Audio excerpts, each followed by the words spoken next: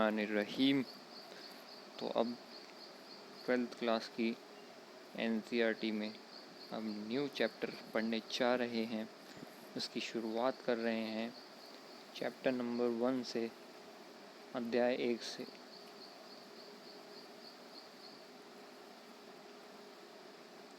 Chapter 1 से शुरुआत करेंगे और धीरे धीरे करके पढ़ेंगे और फिर से दोहरा देता हूँ, रिवाइज़ करा देता हूँ या याद दिला देता हूँ कि हमारा ये ज़िंदगी में अपनी फ़र्ज़ है कि जब भी हम कुछ भी पढ़ें, ज़रा सा भी पढ़ें, तो उसको रिवाइज़ करना ना भूलें। तो हमारी ज़िंदगी का ये फ़र्ज़ है और इसको अपनी एक किसी बड़ी सी पोटली में बांध के रख लीजिए कि जब भी हम कुछ भी पढ़ेंगे तो उसको कम से कम हमें 7 बार रिवाइज़ करना है। अगर आप उस चीज़ को 7 बार रिवाइज़ कर सकते हैं, वैसे तो 10 बार करना चाहिए लेकिन कम से कम 7 बार होता है। तो अगर आप किसी चीज़ को पढ़ रहे हैं और उसको 7 बार रिवाइज़ कर पाएंगे तभी उस चीज़ को आप आगे पढ़िए। अगर आप उस चीज़ को 7 बार रिवाइज़ नहीं कर पाएंगे तो आगे भी आपको पढ़ने की ज़रूरत नहीं है वो चीज़। ठीक है, पहली बार ही मत पढ़िए क्योंकि वो भूल जाएगा, इसलिए 7 बार अपन को पढ़ना है। तो इसी बात के साथ आगे बढ़ते हैं। तो पहला चैप्टर है जनन के बारे में। बहुत सारे चैप्टर आएंगे यहाँ पर, अध्याय आएंगे। उसमें से पहला है कि जीवों में जनन।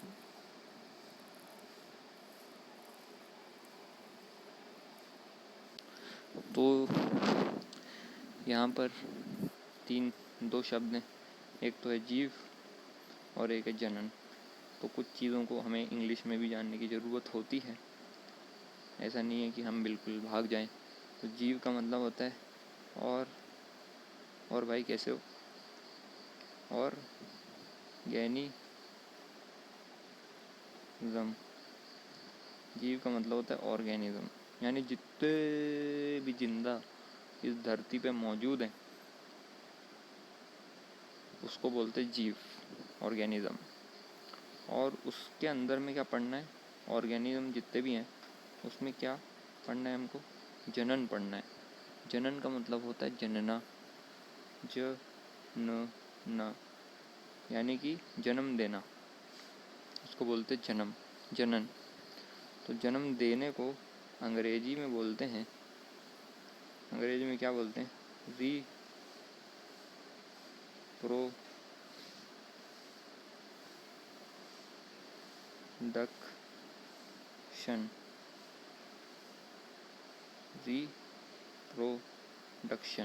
रिप्रोडक्शन बोलते हैं। यानी कि प्रोडक्शन है, प्रोडक्शन का मतलब होता है कुछ बनाना, प्रोड्यूस करना। तो अगर किसी चीज़ को बार बार किया जाए, प्रोड्यूस बार बार बनाया जाए, तो उसके आगे लगा देंगे री, तो बार बार बनाना, इसलिए मतलब हो गया रिप्रोडक्शन। जैसे कि हमने अभी बताया 7 बार रिवाइज़ करना है। रिवाइज़ मतलब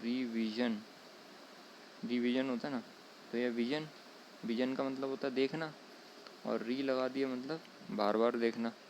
वैसे प्रोडक्शन का मतलब होता है बनाना, और री लगा दिया तो बार बार बनाना। तो वैसे जनन का मतलब भी यही हो गया कि जनना और बार बार जनना, तो उसको कह देंगे जनन, यानी कि रिप्रोडक्शन।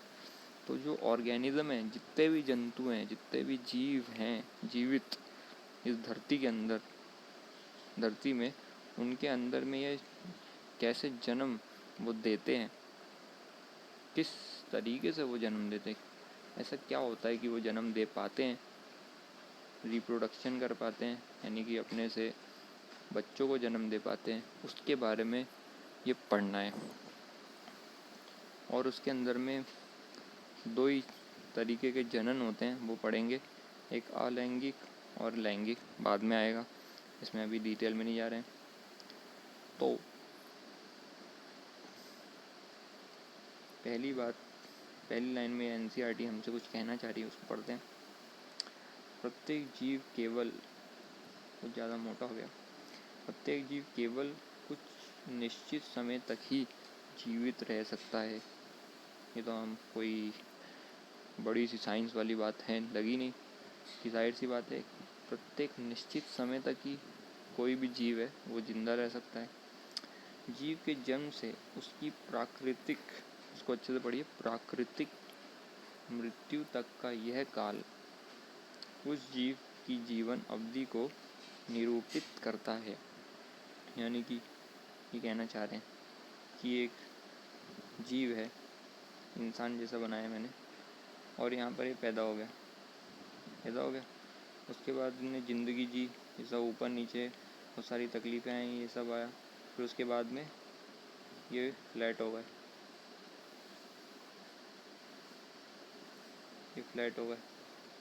यानी कि इनकी डेथ हो गई। तो ये कहना चाह रहे हैं कि यहाँ पैदा होने से लेकर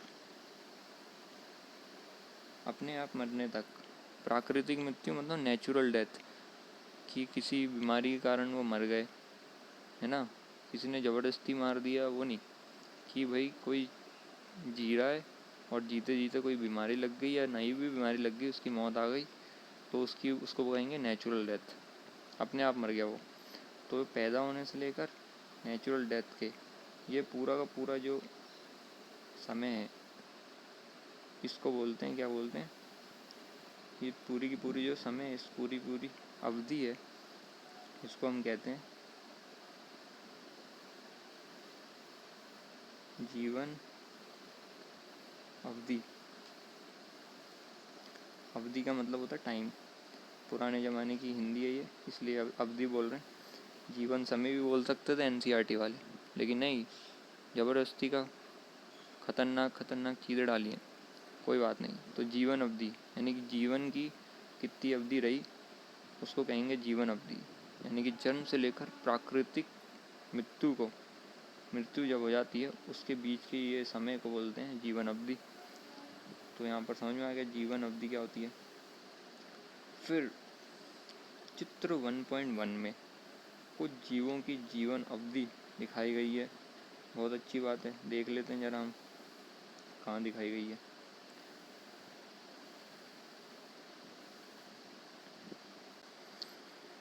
तो यहाँ पर दिख रहे हैं हमको हाथी हमने देखा होगा बचपन में, ई फॉर एलिफेंट पढ़ते थे, बचपन से सिखा देते थे ABCD ई फॉर एलिफेंट। तो हाथी आ गई है। हाथी की जो रहती है लाइफ स्पैन, ये करीब 48 साल, 50 मान लीजिए, हाफ सेंचुरी बना के ये निकल लेते हैं, ठीक है। उसके बाद में ये हमारा गुलाब का फूल, बहुत ही जगह पे जाना वाला है गुलाब का फूल। किसी को भी दे दिया तो प्रॉब्लम में भी आ जाते हैं, कभी कभी अच्छा भी हो जाता है। तो इनकी रहती है 5 साल तक ये ज़िंदा रह सकते हैं। फिर है ये हमारे कुत्ते, डॉग, कुत्ते की रह सकती है। तो यहाँ होता है डी फॉर डॉग, डी से डॉग, डी से 10 साल तक ये ज़िंदा रह सकते हैं। कुछ ज़्यादा भी हो सकता है, कम भी हो सकता है, लेकिन एवरेज बता रहे हैं कि इतना तो रह सकते हैं। फिर हमारी आई तितली उड़ के चली, बस में बैठी, सीट नहीं मिली, ड्राइवर ने बोला आजा मेरे पास, तितली बोली हट बदमाश। वही वाली कहानी से पढ़ते आ रहे हैं अपन। तो तितली की होती 1 से 2 हफ्ते, यानी कि सिर्फ हफ्ते मतलब 12 दिन, दिनों में कुछ दिन ही हैं, 1 से 2 हफ्ते। 1 हफ्ते ज़िंदा रह गई तितली या 2 हफ्ते रह गई जिंदा, है ना, उसके पंख कितने कोमल होते हैं इसलिए। फिर है कौवा, वे कौवे की है 15 साल। अब देख लीजिए, हवा में उड़ता है ना, इसलिए कुत्ते से ज़्यादा जी गया, 15 साल, खा भी रहा इतना, तो 15 साल इसकी रहती है कौवे की। फिर हमारा है केलाया। तो जैसे जिस प्रकार ये बिकता है, 1 दर्जन में कितने केले होते हैं, 12 केले होते हैं ना, तो इसका डबल कर दीजिए 24, तो ये 2 दर्जन साल जिंदा रहता है केला, ठीक है। तो 2 दर्जन हो गए ना, ये 12 + 12 2 दर्जन हो गए, 24 साल तक ये केला जिंदा रहता है, दर्जन से याद रख सकते हैं। फिर आ गई गैया, बड़ी प्यारी सी गैया है, घंटी भी लगा रखी है इन्होंने, एनसीईआरटी के अंदर में घंटी वाली गैया है। तो ये गैया कितना जीती है, गाय तो आजू बाजू दिखती है। अब जब भी कभी रास्ते पे बैठी हुई या चलती हुई या आवाज़ निकालती हुई गाय दिखे तो फट से ये याद आना चाहिए कि गाय कितना जीती है। तो गाय की कितनी होती है, गाय को याद रखने के लिए बोले गाय, फिर बोलने का है चाय, गाय चाय, चाय से क्या रखें 4, 4 साल तक ये जिंदा रह सकती है। 2.5 से 4 साल होते हैं, लेकिन याद रखने के लिए 4 साल। तो गाय चाय 4 से 4, तो गैया 4 साल जी रही है। फिर आ गए मिट्ठू मियाँ, मिट्ठू मियाँ आ गए तोते, तोते की कितनी रहती है 140, सबसे ज़्यादा अभी तक तोते की आई है 140 साल। तो तोते को ऐसे याद रख सकते हैं, तोता हरा भरा है, हरा भरा मतलब खुश रहता है एकदम, तो इतना साल जी गया 140 साल। फिर आया मगरमच्छ, मगरमच्छ जिसके दांतों के बीच में कोई भी आ जाए वो गया काम से। तो मगरमच्छ रहता है 60 साल ही जिंदा रह पा रहे हैं।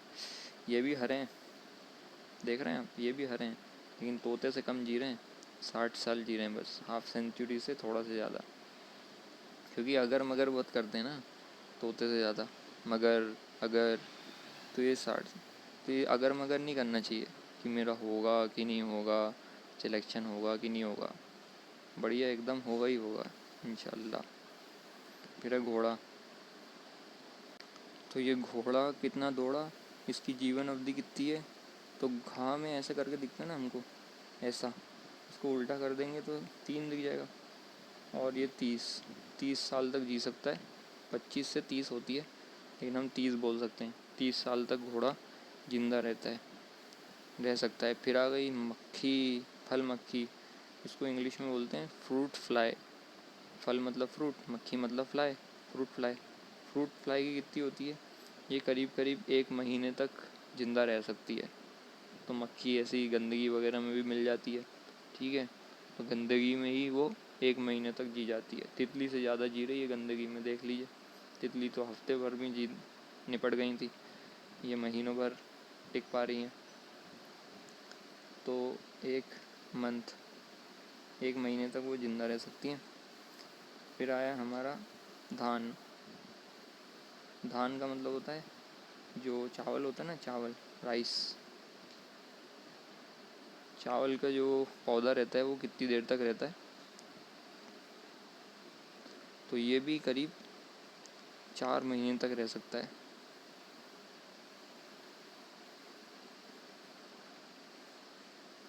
तो इसको भी याद करने के लिए 4 से चावल, 4 से 4, तो दान मतलब होता है चावल, और 4 से 4 याद रख लेंगे, ठीक है। और राइस की स्पेलिंग में भी 1 2 3 4 आते हैं, तो वहाँ से भी याद होगा 4 महीने, 4 साल नहीं बोल देना है, 4 साल में तो बूढ़ा हो जाएगा वो, नहीं, उससे बहुत ज़्यादा आ जाएंगे। तो 4 महीने तक रहता है। फिर आया कछुआ, देख के ही पता लग जाता है, ये हमारा कछुआ है, 100 से 150 वर्ष, क्योंकि इसका इतना खतरनाक ये कवच रहता है, तो इसके अंदर छुप जाता है वो, इतना साल जी गया छुप छुप के, तो 100 से 150 वर्ष। लेकिन अभी तोते की कितनी पड़ी, तोते की देखिए ज़रा, 140 वर्ष, यानी कि अभी सबसे ज़्यादा किसकी निकली, सबसे ज़्यादा निकली इसकी, कछुए की, अभी तक 150 वर्ष, ठीक है।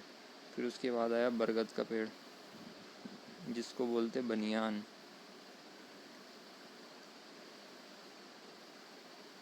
बैनियान बोलते हैं असल में तो, लेकिन हम इसको बनियान बोल रहे हैं। बनियान जो अंदर पहनने वाली बनियान नहीं है, ये इंग्लिश वाली बनियान है।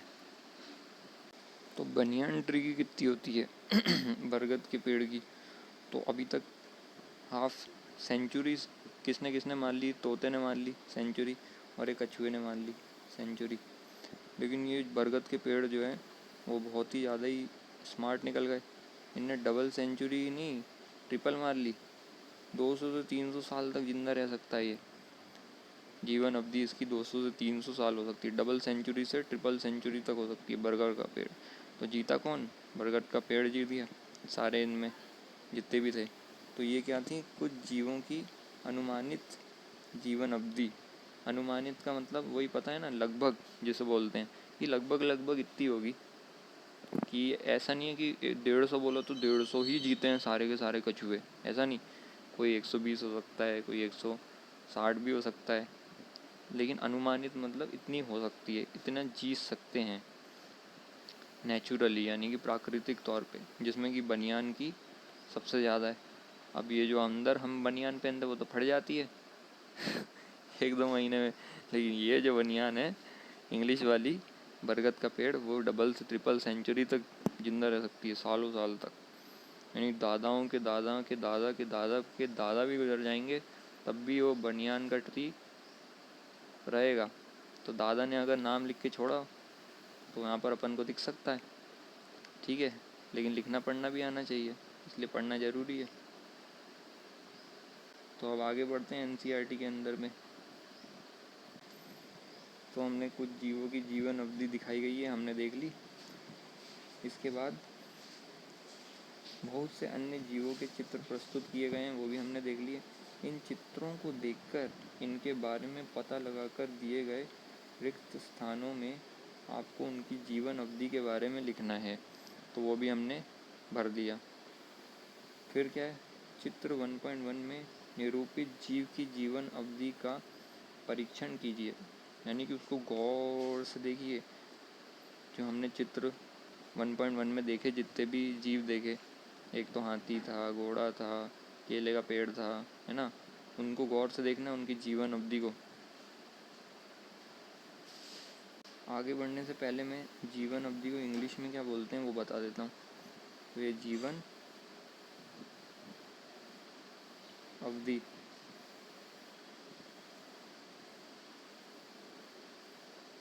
कहा जैसा लग रहा है, लेकिन बाय है ये। जीवन का मतलब होता है लाइफ, है ना, मेरी लाइफ, तेरी लाइफ, ऐसा करके बोलते हैं ना। लाइफ अवधि का मतलब होता है टाइम। अब टाइम को भी एनसीईआरटी वालों ने, उनको अच्छा नहीं लगा कि बच्चे बड़ी आसानी से याद कर लेंगे, इसलिए टाइम को बोल दिया स्पैन। स्पैन मतलब टाइम, लाइफ स्पैन। अवधि का मतलब होता है एक खास ड्यूरेशन, यानी कि समय सीमा को बोलते हैं स्पैन।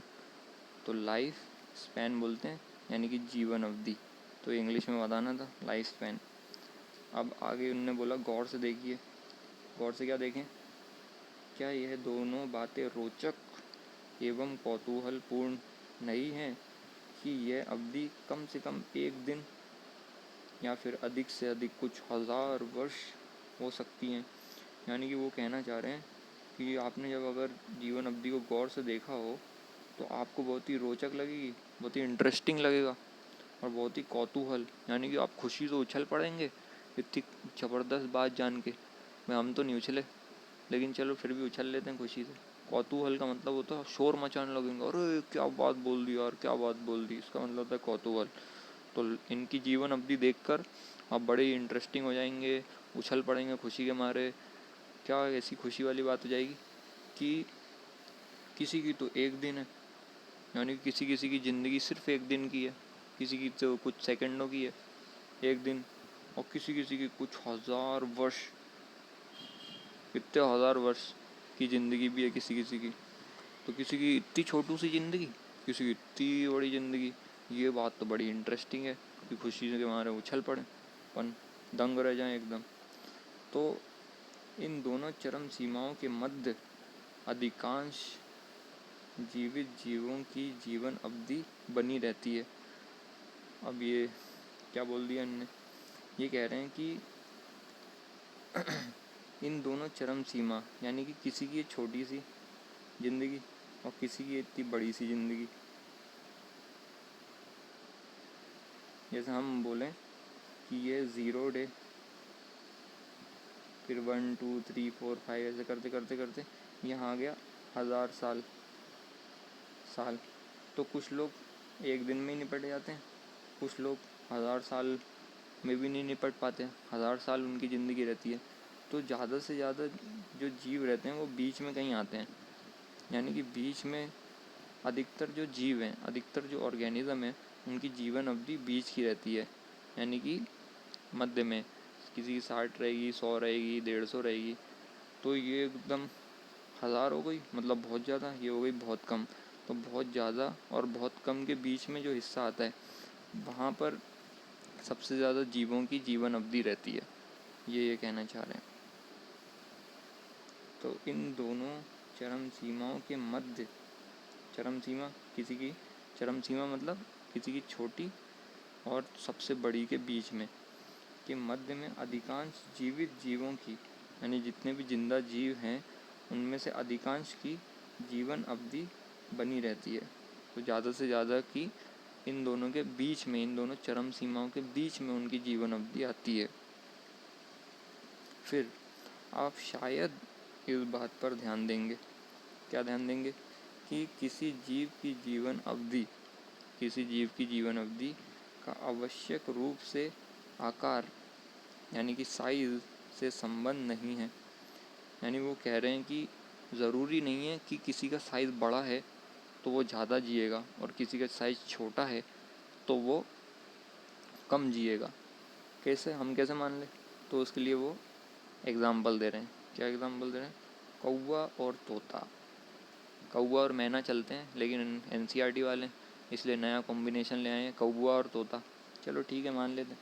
कौवा और तोता के आकार में कोई अंतर नहीं होता, ठीक है, ज़्यादा कुछ अंतर नहीं होता, फिर भी इन दोनों के जीवन अवधि में बहुत अंतर होता है। तो हमने देखा कौवे को, कौवे महाराज को, कौवा कितना जी रहा था। ये देखिए कौवे के पास ले आए, हमने लिखा था कौवा कितना जी रहा है, 15 साल। और तोता कितना जी रहा है, 140 साल। तो वापस से चलते हैं हम, कुछ बहुत अंतर नहीं होता, फिर भी इन दोनों की जीवन अवधि में बहुत अंतर होता है ना। तो कौवा जी रहा 15 साल, तोता जी रहा 140 साल के करीब। तो बहुत अंतर आ गया, लेकिन जबकि साइज दोनों का बराबर ही है। ठीक इसी प्रकार आम के वृक्ष, आम का वृक्ष है और जीवन की जीवन अवधि पीपल के वृक्ष की जीवन अवधि के तुलना में बहुत कम होती है। यानी कि आम का पेड़ और बरगद, पीपल का पेड़ दोनों बराबर साइज़ के ही दिखते हैं, लेकिन फिर भी उनकी जीवन अवधि बहुत अलग है। तो इससे हमें क्या पता चला कि साइज़ बड़ा है तो ज़रूरी नहीं है कि जीवन अवधि भी बड़ी होगी, साइज़ से उसका कोई लेना देना नहीं है। फिर जीवन अवधि भले ही कितनी ही हो, यानी कितना ही जी ले कोई भी, परंतु प्रत्येक जीव की मृत्यु सुनिश्चित है। तो ये कुरान में भी बोला है, कुल्लु नफ्सिन ज़ाइक़तुल मौत, यानी हर एक को मौत का मज़ा चखना है। तो हर एक को तो मरना है ही, ठीक है, चाहे भले ही कितना ही जी लें, वो 1000 साल जी लें, 2000 साल जी लें, मर के तो रहना ही है। दूसरे शब्दों में यह कह सकते हैं कि एक कोशिकीय जीवों को छोड़कर कोई भी जीव अमर नहीं है। वैसे तो एक कोशिकीय वाले भी मर जाते हैं असलियत में तो, लेकिन फिर भी अगर देखा जाए तो एक कोशिकीय कौन से होते हैं, ये हमने सेल बनाया था।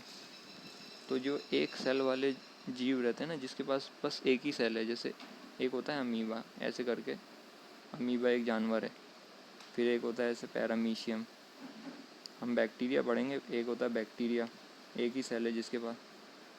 तो ऐसे जो जीव हैं जिनमें एक कोशिका है, उनको छोड़कर कोई भी जीव अमर नहीं है, किसी भी जीव को अमर नहीं कह सकते NCERT के हिसाब से। फिर हम क्यों कहते हैं कि एक कोशिकीय जीव की प्राकृतिक मृत्यु नहीं होती, अमर है, मतलब इसका क्या कि उनकी जो है प्राकृतिक मृत्यु नहीं हो रही, ऐसा हम क्यों कह रहे हैं? तो इस वास्तविकता को जानते हुए क्या आपको आश्चर्य नहीं होता कि हज़ारों वर्षों से पृथ्वी पर पादपों तथा पशु पक्षियों की विभिन्न स्पीशीज़ की विशाल संख्या विद्यमान है। अब NCERT वाले खेल गए अपने साथ।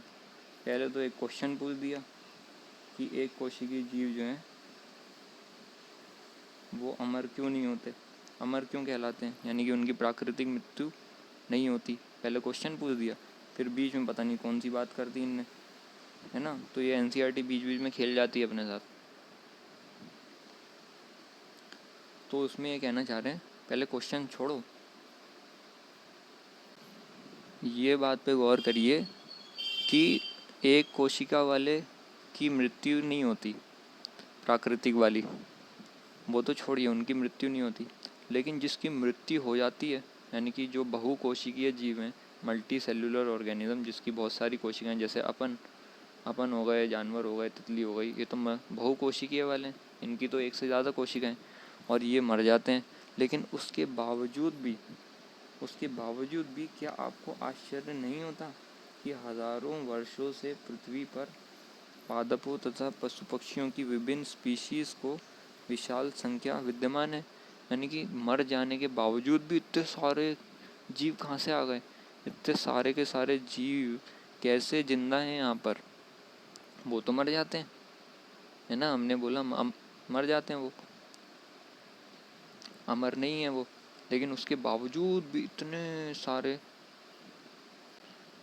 सारे तरीके के जीव यहाँ पर मौजूद हैं इस धरती पर, ऐसा कैसे हो गया।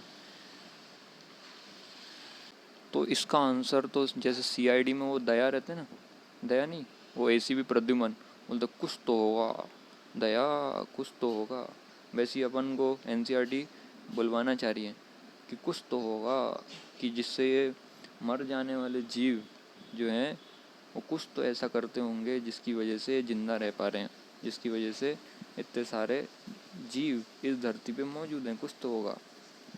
तो क्या होगा वो, कि जीवित जीवों में कुछ प्रक्रियाएं अवश्य ही ऐसी हैं जिनसे यह निरंतरता सुनिश्चित होती है, यानी कि जिससे ये जितने भी जीव जिंदा बने रहते हैं, कुछ तो ऐसी चीज़ होगी, प्रक्रिया मतलब कुछ तो ऐसी चीज़ होगी जिससे ये निरंतरता, यानी कि ये जीवित रहना सुनिश्चित होता होगा।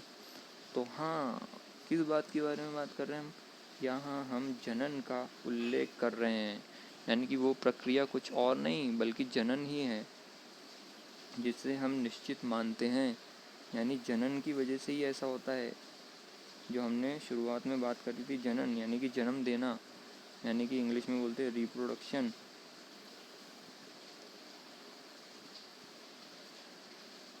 रिप्रोडक्शन की वजह से ही ये मर जाते हैं जीव, लेकिन उसके बावजूद भी नए जीवों को वो जन्म दे देते हैं, इसलिए फिर वो जिंदा रह पाते हैं, उनके बच्चे जिंदा रह पाते हैं, और इस वजह से इतने सारे के सारे जीव इस धरती पर मौजूद हैं।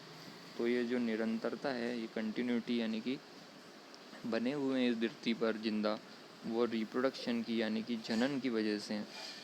इसमें एक बात मैं बता देता हूँ, स्पीसीज शब्द लिखा था एक, यहाँ पर ये लिखा हुआ है पशु पक्षियों की विभिन्न स्पीशीज़। ये स्पीशीज़ किस बला का नाम होता है।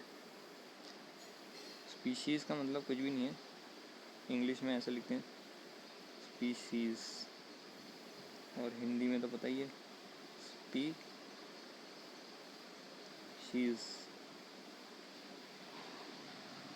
ऐसा लग रहा है कोई मिठाई का नाम बता रहे हैं। स्पीशीज़ का मतलब होता है कि जितनी भी जंतुओं की, जीवों की प्रजातियां हैं ना, उसको कहते हैं स्पीशीज़। जैसे एक बिल्ली है, अब बिल्ली में भी कई अलग अलग तरह की बिल्ली होती हैं। कुत्ता है, कुत्ते में भी अलग अलग तरह के कुत्ते होते हैं। फिर इंसान को तो कंपेयर नहीं करेंगे, इंसान ले लीजिए, इंसान भी अलग अलग तरीके के होते हैं, मतलब किसी का रंग अलग अलग, सबका बनावट अलग अलग है, तो उनको बोल रहे हैं स्पीशीज़, ठीक है, नस्ल जिसको बोलते हैं, ये इंग्लिश का वर्ड का मतलब है। तो यहाँ पर ये हमने पढ़ लिया है कि ये निरंतरता कैसे सुनिश्चित होती है, वो रिप्रोडक्शन यानी कि जनन की वजह से होती है। और यहीं पर अभी हम समाप्त करते हैं इस पन्ने को। यहाँ तक हमें पढ़ के 7 बार उसको रिवाइज़ करना है और उसको समझने की कोशिश करनी है, और फिर उसके आगे हम बढ़ेंगे। हमने सिलसिला शुरू कर दिया है अल्लाह ताला इसमें बरकत अता फरमाए। अस्सलामु अलैकुम वरहमतुल्लाहि वबरकातुहू।